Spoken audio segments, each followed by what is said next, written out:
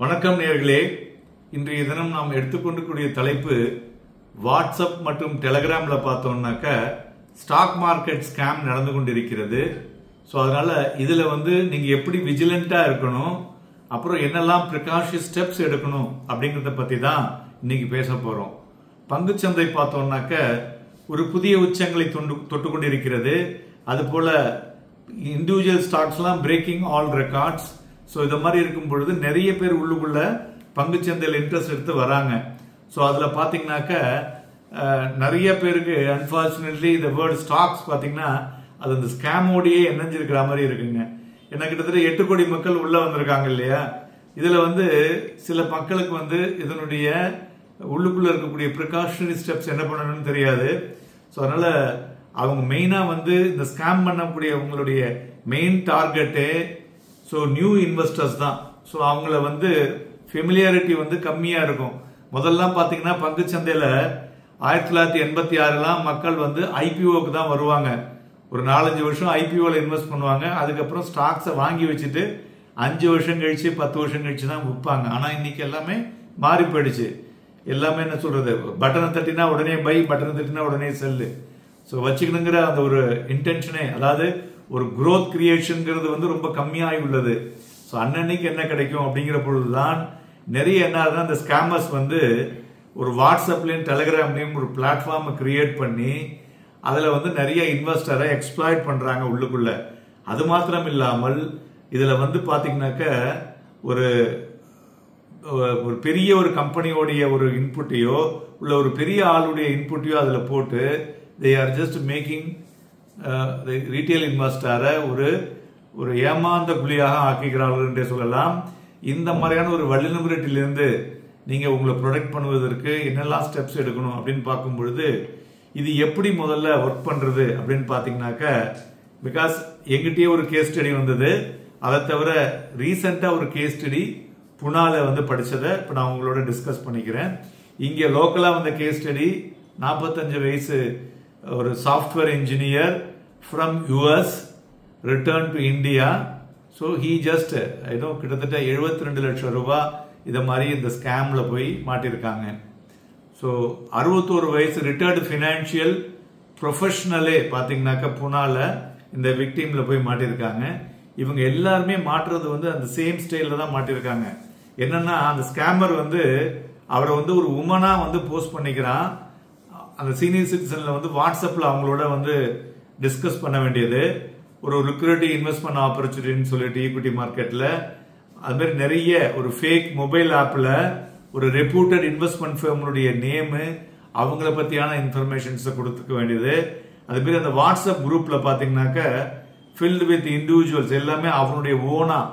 So இது எல்லாமே there was no numbers like that.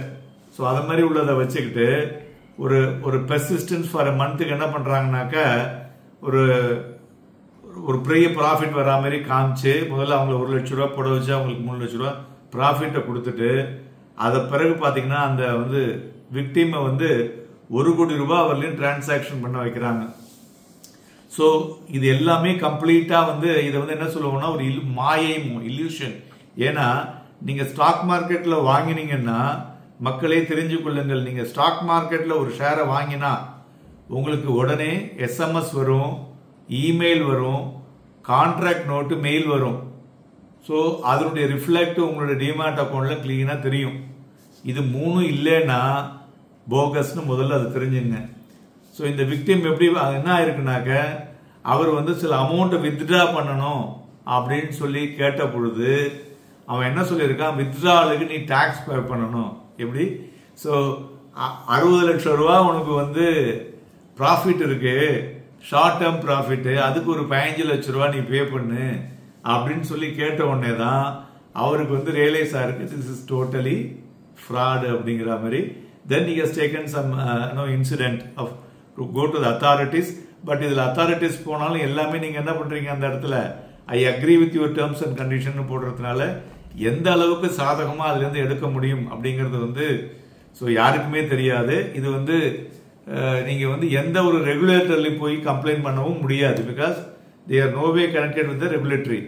So மெயினா இதெல்லாம் நம்ம எப்படி வந்து வெளில வருது, ப்ரொடெக்ட் யுவர் செல்ஃப் ஃப்ரம் இந்த டெலகிராம், வாட்ஸ்அப் இதை மாதிரியான ஸ்கேம் வரக்கூடிய ஸ்டாக் மார்க்கெட் இன்புட் பார்த்தீங்கன்னா நீங்க என்ன விஜிலன்ஸா இருக்கணும். அன்ரியலிஸ்டிக்கா ஒரு ஹை ரிட்டர்ன் கொடுக்குறேன், promise of double your money, triple your money in short period இப்படிலாம் சொல்றாங்கல்ல, இதெல்லாம் சொன்னாலே அது வந்து கம்ப்ளீட்டா உங்களை சீட் பண்றதுக்காக சொல்லக்கூடிய வார்த்தைகள் அப்படின்னு வச்சுங்க.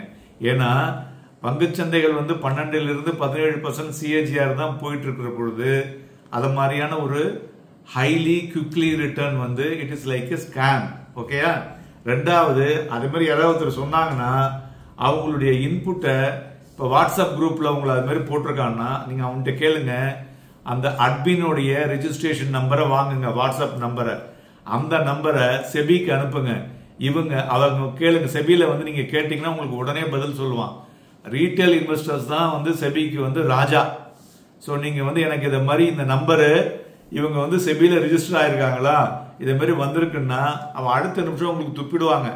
இது இருக்கு இல்லைன்னு உங்களுக்கு வந்து அப்படி செபியில இன்புட் வரலன்னா you have the right to ask NSE or BSE, அவங்களும் உங்களுக்கு இந்த விஷயத்த சொல்லிடுவாங்க.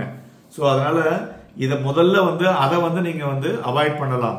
இது மெயினா என்னன்னா இது மாதிரியான ஒரு ஸ்கேமை கிரியேட் பண்ணி பணத்தை உங்க பேங்க் அக்கௌண்ட்ல இருந்து அவங்க அக்கௌண்ட்டுக்கு மூவ் பண்றது தான் அவங்களுடைய ஒரு குறிக்கோளாக இருக்கிறது. அதனால ஸோ அந்த legitimacy by checking with SEBI வந்து உங்க கையில தான் இருக்கு. RBI லைசன்ஸ் ஃபார் NBFCs இருக்கான்னு, நிறைய NBFC ஸ்கேமும் வருது. RBI லைசன்ஸ் இருக்கான்னு பாருங்க.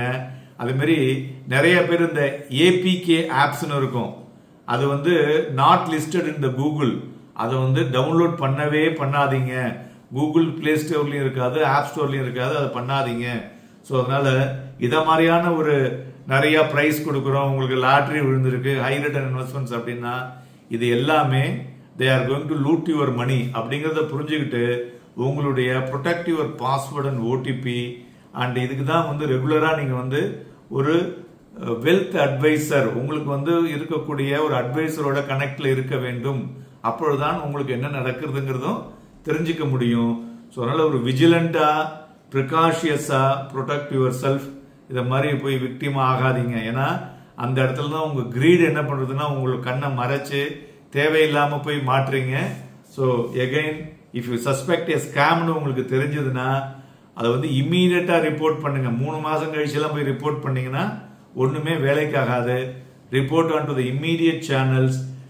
அதை வந்து சேஃப்கார்ட் பண்ணுவதற்கு உங்களுடைய இன்வெஸ்ட்மெண்ட்ஸுக்கு plus avoid this kind of victim ஃப்ராட்ல இருந்து நீங்க வெளில வரலாம். அதனால டைரக்டா ப்ராப்பரா திங்க் பண்ணி அந்த புரோக்கருடைய சேனல் வந்து சரியா இருக்கான்னு வெரிஃபை பண்ணிட்டு அப்புறம் முதலீடு செய்யுங்க. அப்பதான் உங்களுடைய முதலீடு பல மடங்காக பெருகக்கூடும். அதனால இந்த வாட்ஸ்அப் டெலகிராம் ஸ்கேம்ல போய் மாட்டாதீங்க. இதை வந்து நீங்க பார்த்தது மட்டும் இல்லாமல் யார் யாரெல்லாம் உங்க ஃப்ரெண்ட்ஸ் வந்து ஸ்டாக் மார்க்கெட்ல இப்ப ரீசெண்டா உள்ள வந்திருக்காங்களோ அவங்களுக்கு தயவு செஞ்சு இந்த வாட்ஸ்அப் அனுப்பிச்சிங்கன்னா அதன் மூலியமா அவங்களும் வந்து பயனடைவார்கள் என்பதில் வந்து சந்தேகமே இல்லை. நன்றி, வணக்கம்.